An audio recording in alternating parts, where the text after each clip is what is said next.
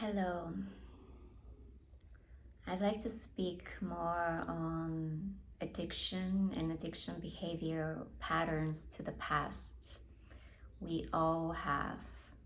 And what is the past? The past is this collection of memories, of experiences, and our own identity that has come into be through these experiences. And by addiction to the past, I mean willingly or unwillingly, we have this program in a way we work in patterns where we keep bringing reference points from our past experience into the now instead of the now being completely new without a reference.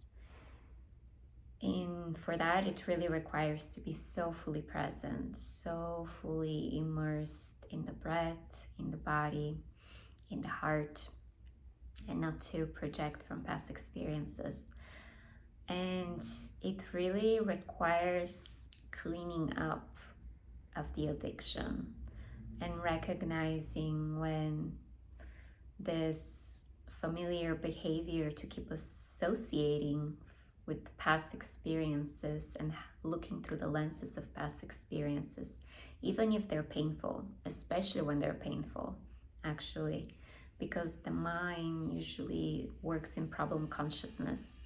When we're navigating from the heart and from our soul, from wonder and curiosity and our intuitive psychic abilities that are really tapped into the now present moment of consciousness, in this space, it's more a childlike approach of curiosity and wonder. And because the mind works in problem consciousness, usually the past reference points are engraved in pain, in disappointment, and the mind clings to that because aversion and clinging attachment are really two sides of the same coin. If there's aversion, there's an attachment. If there's an attachment, there's an aversion. So we really got to come to a point of neutrality, the middle path that Buddha speaks about, or the path of love in the Christ consciousness. All of these religions really just point to the same thing. That is more of the space of peace, of love and acceptance. So if we have a clinging, or if we have an aversion, then we also have clinging. So even if we're pushing the pain away, actually we're bringing it closer to us because we're pushing it away. And that, again, willingly or unwillingly creates an addictive behavior. An addictive behavior towards the past, towards the past pain we've experienced. And in order to break this pattern, this habitual response of bringing the past into the present, it really takes this willingness to come fully actually in the body, to be fully with the breath, to be fully with the sensations of the here and now in the body, meaning no part of us is checking out, going into past or future projection, comparison, aversion, clinging. So really it's fully present to what is, with childlike eyes, meaning in wonder, in curiosity. Even if what it's presenting itself is not up to our liking, we're still curious to what it's showing us, because everything is some kind of reflection of ourselves, to show us something, to guide us somewhere. So really everything is here for us.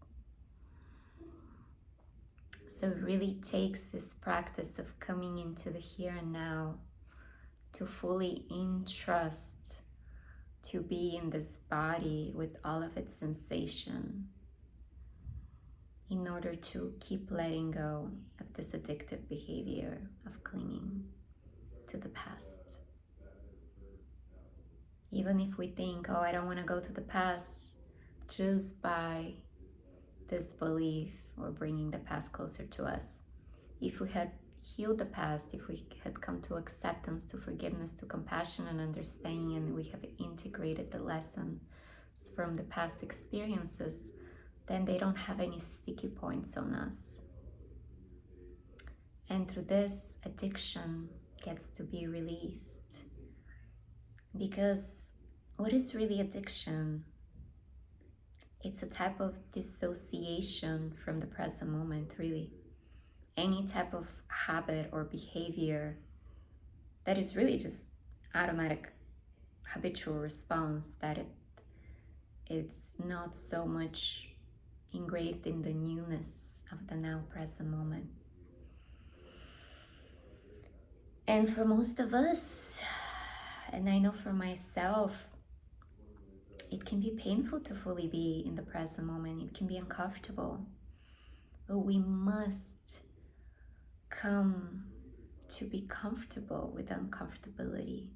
And more we open to all full sensation here in the body, with the breath, with the feeling, with all the uncomfortable parts in us, the more we can meet the present in a new way.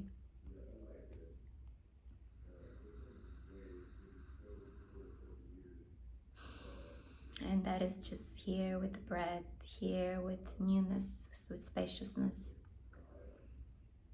It takes this willingness to say no more to the past versions of ourselves we've come to know, to the past behavior we've come to make comfortable, even if they're painful. To realize it's just a type of dissociation. And it's okay, we can forgive ourselves and really come to understanding of the lessons that those behavior has taught us, and now the contrast and the new way that is possible and here for us.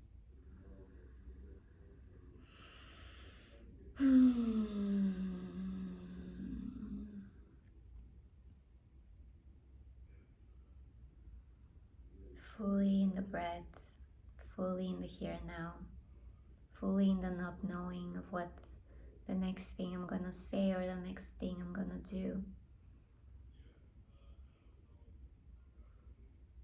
So it's newness, it's spaciousness, and I'm fully in the sensation of the now.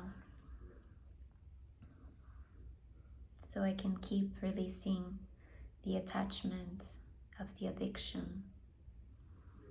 I can keep releasing the past reference points.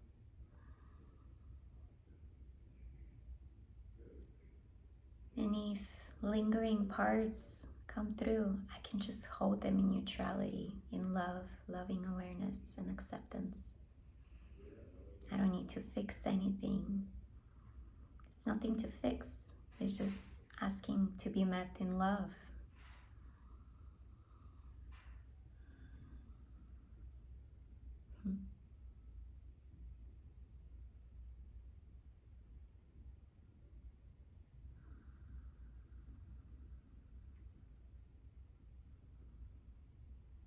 Can I be comfortable with the uncomfortable? And can I make it feel comfortable too?